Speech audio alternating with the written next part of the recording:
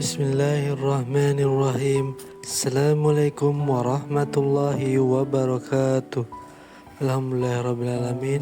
Wassalatu wassalamu ala asrafil anbiya wal mursalin Sayyidina wa habibina wa syafi'ina wa maulana Muhammadin sahbi asmain amma ba'du. Rabbi israh li sadri wa yassir li amri wa hlul 'uqdatam min lisani yafqahu qawli. Bagaimana kabarnya sahabat UNIQ? Pastinya kalian harus tetap sehat dan semangat di bulan puasa tahun ini. Semoga pahala yang kalian dapatkan dalam berpuasa di tahun ini mendapatkan keberkahan dari Allah Subhanahu wa taala. Sebagai generasi penerus bangsa dan para pemuda yang ada di tanah air tercinta ini, sebaiknya kalian harus terus banyak belajar, mencari ilmu dari siapapun, dan datangi setiap kajian ilmu yang ada, sehingga masa-masa mudamu sangat bermanfaat untuk kehidupan kalian kelak dan menjadi orang yang berguna bagi keluarga, agama, nusa, dan bangsa. Masa muda merupakan masa sempurnanya pertumbuhan fisik dan kekuatan seseorang manusia yang diberikan oleh Allah Subhanahu wa taala dengan digunakan sebaik-baiknya untuk meraih ridho Allah Subhanahu wa taala. Ada sebuah artikel yang berbunyi, orang yang beramal di waktu muda akan bermanfaat untuk waktu tuanya. Dikisahkan dalam kitab Irsyadul Ibad, pernah suatu ketika Nabi Sulaiman alaihi salam mendapatkan perintah dari Allah Subhanahu wa taala untuk pergi ke tepi pantai, dan di sana dia akan menemukan suatu hal yang sangat luar biasa. Dan setelah itu Nabi Sulaiman berangkat menuju pantai beserta rombongannya yang terdiri dari golongan manusia dan jin. Setibanya di pantai, Nabi Sulaiman melihat ke kanan dan ke kiri mencari tahu apa yang akan terjadi di sekitarnya. Teringat perintah Allah bahwasannya ia akan menemukan suatu hal yang sangat luar biasa. Beliau terus mencari tahu. Namun, apa yang beliau lakukan belum mendapatkan jawaban rasa penasaran yang ada dalam pikirannya. Lalu beliau meminta jin Ifrit untuk menyelam. Menyelamlah kamu ke dalam lautan.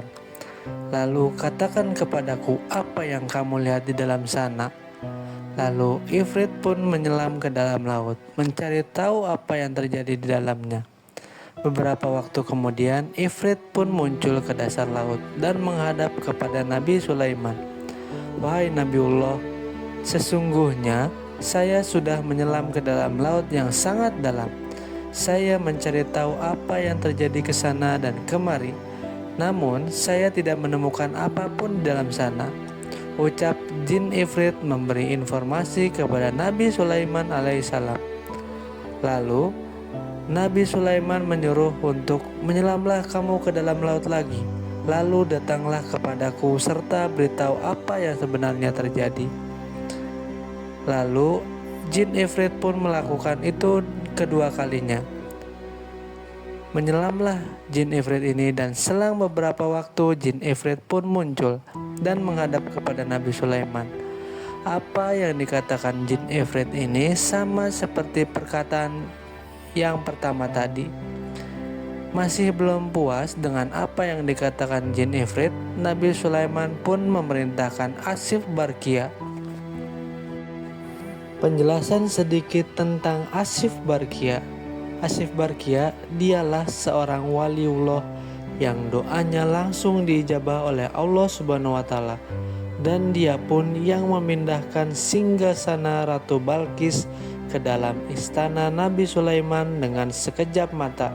Pada cerita yang lain, kembali ke dalam cerita tadi, Nabi Sulaiman pun meminta kepada Asif Barkia untuk berdoa, dan Asif pun berdoa kepada Allah Subhanahu wa taala untuk menunjukkan apa yang terjadi. Setelah Asif Barkia berdoa, tiba-tiba datang sebuah benda berbentuk kubah yang mempunyai 4 pintu. Satu pintu terbuat dari batu intan, satu pintu terbuat dari batu yakut, satu lagi terbuat dari batu intan putih, dan satunya lagi terbuat dari batu aquamarine atau zamrud hijau. Semua pintu itu terbuka dan tidak ada satu tetes air pun yang masuk ke dalamnya. Padahal benda tersebut berada di dalam laut yang sangat dalam, sama seperti 3 kali perjalanan menyelamnya Ifrit yang pertama. Lalu benda yang berbentuk kubah itu pun diserahkan kepada Nabi Sulaiman alaihissalam. Tiba-tiba di dalamnya terdapat seseorang lelaki yang sangat tampan, memakai baju yang serba putih dan bersih badannya. Pemuda itu sedang melakukan sholat. Nabi Sulaiman pun masuk ke dalamnya dan memberikan salam kepada pemuda itu. Pemuda itu pun mempercepat sholatnya dan menjawab salam Nabi Sulaiman. "Sebab apa kau bisa berada di dasar laut ini?" tanya Nabi Sulaiman untuk mengawali pembicaraan dengan pemuda itu. "Wahai Nabiullah, sesungguhnya bapak saya adalah seorang laki-laki yang lumpuh dan ibu saya adalah seorang wanita yang buta. Saya merawat keduanya selama 70 tahun lamanya. Saya merawat keduanya dengan penuh kasih sayang.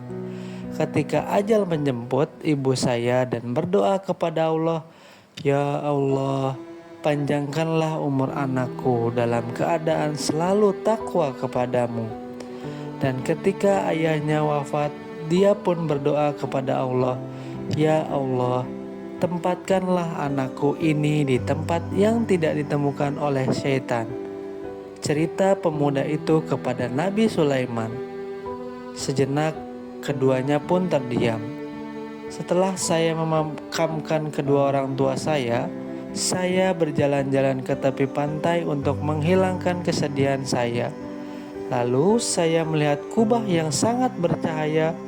Kubah tersebut sangat indah dan saya masuk ke dalamnya untuk melihat keindahan kubah tersebut. Lalu datanglah malaikat dan beberapa malaikat. Malaikat tadi membawa kubah tersebut ke dalam laut, sedangkan saya berada di dalamnya." Dan Nabi Sulaiman pun bertanya, "Pada zaman siapa kamu mendatangi pantai?" Pemuda itu menjawab, "Pada zaman Nabi Ibrahim alaihi salam."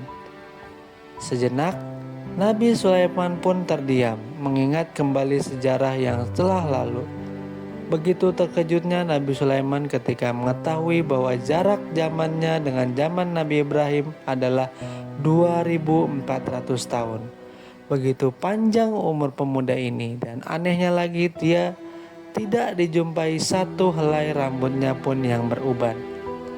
"Lalu, bagaimana kamu bisa mendapatkan makan dan minum?" tanya Nabi Sulaiman.